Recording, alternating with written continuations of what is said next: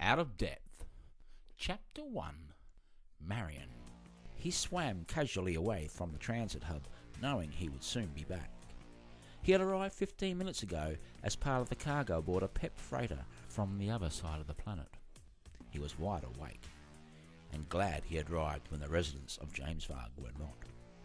The majority of the inhabitants on this side of the planet were fast asleep, and he was relieved of that. He felt uncomfortable in his disguise.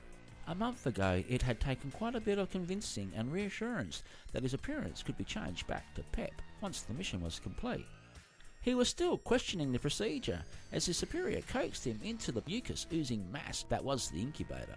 His bright silver scales were stripped away and replaced with tawny leather as his genetic structure was altered. "Much lesser quality," he had snorted back then as he had exited woozily from the steaming womb of his master's operating crib. He had been kept in isolation from that time up until now. He couldn't be parading around as an Alkenus that deep in PEP territory. It was risky enough here, on the PEP side of the barrier in the border city. This was the only city that occupied both states on the water planet Arison, and it was inhabited by the PEPs and the Alkenus.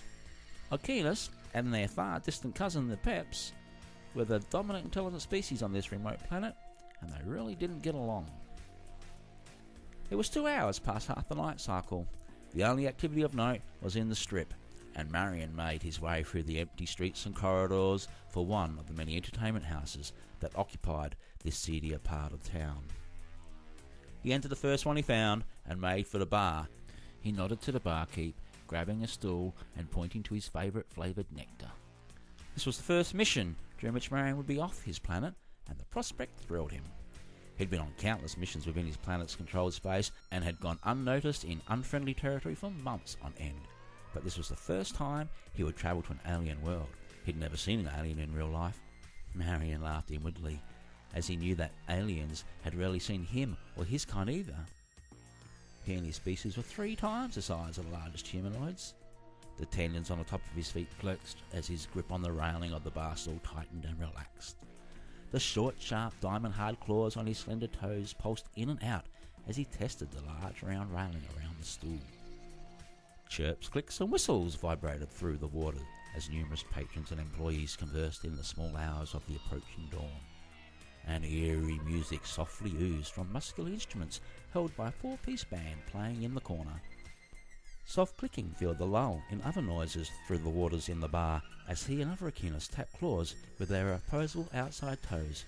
He didn't notice himself doing it.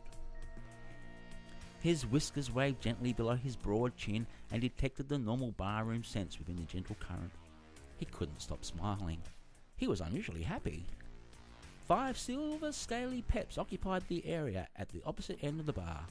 Between him and them sat a tawny leathered Alkenus, totally oblivious to everything except his drink. He was pretty intoxicated, staring blankly into a half-empty bulbous container nestled in huge leathery hands. The container glowed softly on its lower half as its contents were slowly sucked away. 4 more Alkenus floated at a round table in a rocky alcove on the opposite side of the cavern that formed the main bar area of the entertainment house. They were gambling over a game with a handful of small various coloured stones. Occasionally they passed a tube around with their webbed feet, and each sucked in turn a murky green fluid from a pear-shaped muscular container floating above the centre of the table. The lime green wrinkled container pulsed in and out as it squeezed its delicious excretion into eager mouths. 2 PEPs were throwing small metallic stars at a round board that hung between 2 clusters of jelly-like tubules on a wall. The heavy metal projectiles flew straight and fast as they were flicked out of large-scaled hands. Their 3 long slender fingers uncurled blisteringly fast, and a solid thunk was heard each time a star embedded itself deeply into the board. They chirped and clicked at each other as they rocked their heads side to side in amusement. A mixed group of females danced and wiggled and teased the patrons seductively on a dance floor in the aim of making some credits. 9 of the established females were flirting with a group of PEPs at the other end of the bar to Marion. The 9 ladies became 3 as it became apparent that none of the PEPs were going to spend credits on anything except more drinks. The 2 closest PEPs, having lost the ladies' attentions, turned to the lone Alkenus in the middle of the bar. They started hassling him, insinuating he was a minor subspecies. Inwardly, Marion smiled. Alkenus were weak, they were a lesser subspecies. Marion felt quite strongly about that fact. The closest Pep waved an angry, dismissive flick of his webbed hand as he chirped an insult, turning back to his companions, his flanks dimly lit red, his head rocking side to side, laughing at his own wit. Marion's smile grew. He knew how to control the reaction that the drunken Pep at the front of the bar was exhibiting. Controlling the Echina's defensive mechanism was entirely a different matter. It was like learning how to sneeze. He had only seen images of an Echinus under stress before. He had to be taught after his operation. It had taken weeks for him to get his flanks to glow golden. Only half a dozen times, though, had he been able to carry out the complete Echinus defensive pattern. The drunken Echinus glanced at Marion and smiled. He then lowered his head and chirped something almost inaudible, even to the heightened hearing capabilities of both Echinus and Peps. The closest Pep, who was even drunker, exploded. "Don't mumble at me! I'm coming over there and I'm gonna rip your bloody gills out!" He started moving towards the Echinus, raising his arms. His flanks flashed an alarming red and silver shimmer. "You worthless, scum-sucking, motherless, horse-spawning piece of excrement!" The intoxicated Pep screeched. His companions reached for him, trying to stop him, but he was beyond their grasp. The band had stopped playing. The four Echinus gambling were discreetly grabbing their credits. The last of the gambling stones clinked noisily on the table in the ensuing silence. Marion knew they were leaving. Marion was excited for this moment, a chance to witness Echinus' reaction firsthand. He himself had practiced it till he had become blue in the face, but he'd never seen another Echinus do it with his own eyes, and had doubted the Echinus instinct. "I'm gonna kill you," the Pep squawked as he thrust his chest forward and rushed at the Echinus. The victim shrank in size as the cursing Pep got closer. Just before the Pep collided into his intended victim, there was a bright golden flash and an outward explosion of bubbles from the drunken Echinus as his survival instinct kicked in, and the attacking Pep was thrown violently backward. The Echinus was gone out the door before anyone even noticed. The four Peps who had arrived with the aggressor burst into a roar of chirping, their heads rapidly rocking side to side. The sight of their hapless companion hurtling along the bar, arms circling uncontrollably backwards, was totally comical to them. It was obviously the first time he had experienced the Echinus defensive mechanism and had totally underestimated its power. He, however, unlike his companions, could not see the funny side of it. "What the crapper nebula?" He whistled so loudly that some of the females threw their hands over their ears in pain. As he gathered his composure, his rage roaring, his eyes bulging in their sockets, he fixed his stare on the next leathery Echinus in the room, Marion. Suddenly the whole room erupted in a blinding golden glare and a storm of bubbles as the four stone-rolling Echinus made their exit. The dancing girls screamed as they were flung away. The band and all its instruments were washed off the stage. The produce flew from the shelves behind the bar. Marion was gripping the bar tightly to keep himself from being swept away, and again the attacking Pep was flapping helplessly. The companions were also thrown to the floor. They looked at each other in amazement and started chirping even harder. The two star-throwing Peps also couldn't help themselves, and they too started to chirp as they swam into the receding storm of bubbles. Marion, smiling, gripping onto the bar firmly as the last of the bubbles dissipated, saw the frenzy red in the Pep's eyes and the burning red shimmer pulsing through the silver scaly skin on the enraged Pep's flanks. This was better than Marion had hoped for. He was out looking for a fight, and one had found him. The operation his superiors had performed on him had the desired effect. The genetic mutation was undetectable except at molecular level, and he wasn't about to let that sort of examination take place. His deception was complete. He looked like an Echinus, and now was facing down a very angry Pep. He pumped his flanks and saw the golden glow in the water around him. Marion couldn't feel the sensation in his flanks caused by the build of gas prior to the explosive release triggered by a threatening situation. "I don't want any trouble," he clicked as the enraged Pep started towards him. "Well, you got it," chirped the Pep through his teeth. "Look, friend, I just want to leave." Marion's clicking and chirping stammered. He was starting to feel slightly panicked. He was having trouble concentrating on his defensive trigger. "You're not my crappin' friend," angrily chirped the Pep as he reached for his aquablaster and aimed at the roof. The sound of clicking and chirping was replaced with a distinctive. Time slowed for Marion.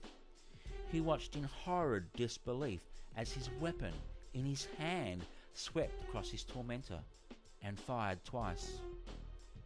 The first shot fired was absorbed harmlessly by the barroom's roof. The second incandescent green bolt of light severed the Pep's arm. The last bolt hit the attacking Pep in the chest and threw him backwards into his companions. A trailing arc of blue blood followed the now lifeless body. The severed arm floated harmlessly to the floor. It still held its weapon. The 4 companions who had accompanied the Pep to the bar looked on in disbelief, first at their dead friend, and then squarely into the sights of Marion's blaster as he swam smiling manically past and out the door. Barely a minute later, after the realization at what had just transpired, the 4 Peps spewed onto the street in Marion's pursuit.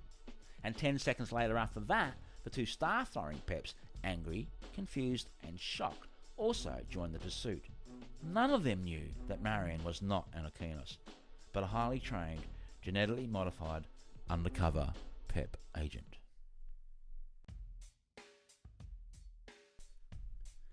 It was boring doing your turn of guard at the border post, especially on the graveyard shift.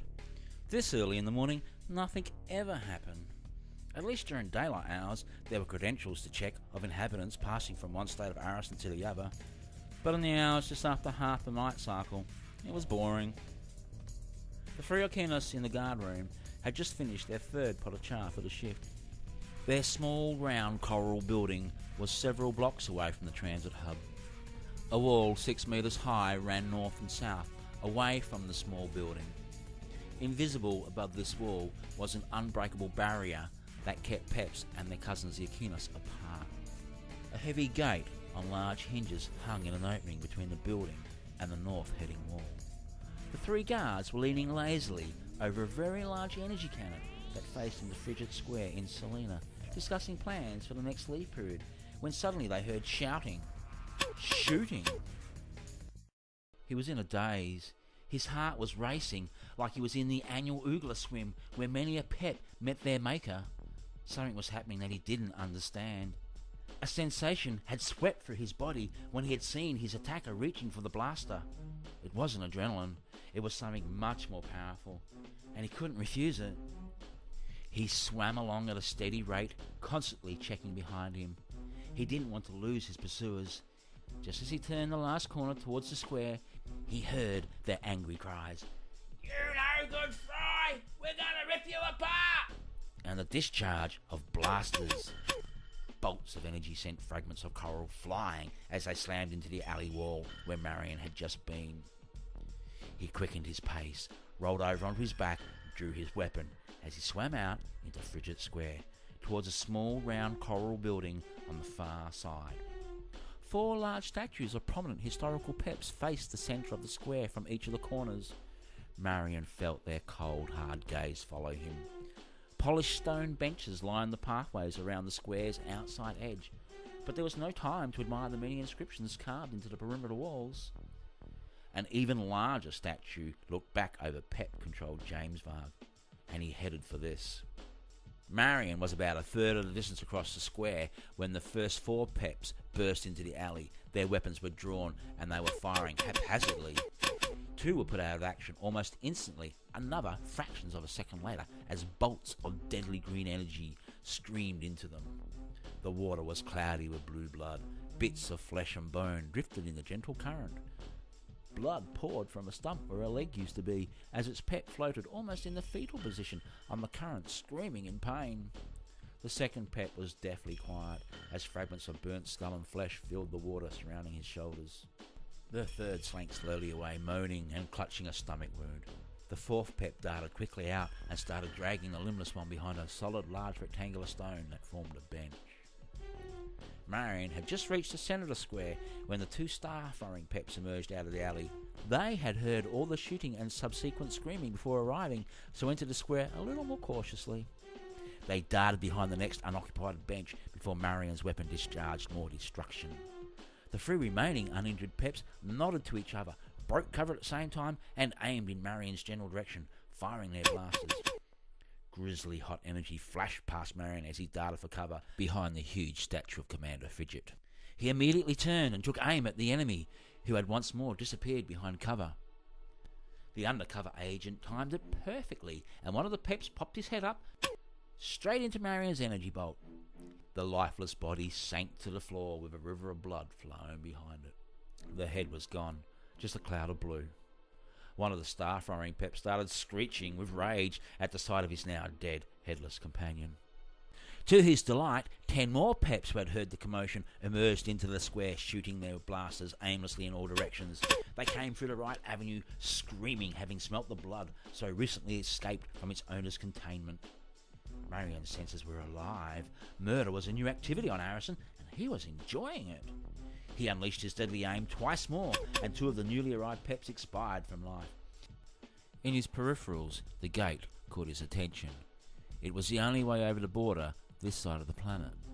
Marion had a flight to catch, and this was his chance to cross the border into Sopio without having his ID checked. He just hoped his bosses were right, and the border post would let a fleeing Aquinas through without worrying about the administration. If the Aquinas' life was at risk, Marion had been committing murder all night. That should put him at risk. He turned to the border post, ejected a bright golden flash of light and a spray of bubbles, and swam as fast as he could at the border post gates. Bolts of energy from angry Peps flashed past him, ricocheted beside him, but only threatened to extinguish him. As soon as they'd heard the shooting, the char flowing through the veins of the Aquinas guards instantly took effect, and they sprang alert. Blasters at the ready, they took their positions within their fortified post. They couldn't believe what they were seeing. The square lay before them, its far end filled with violence and death. A group of those disgusting Peps chasing one of their own. Despite their extensive training, they were still in shock. The bright flash and spray of bubbles was the Aquinas' defensive mechanism.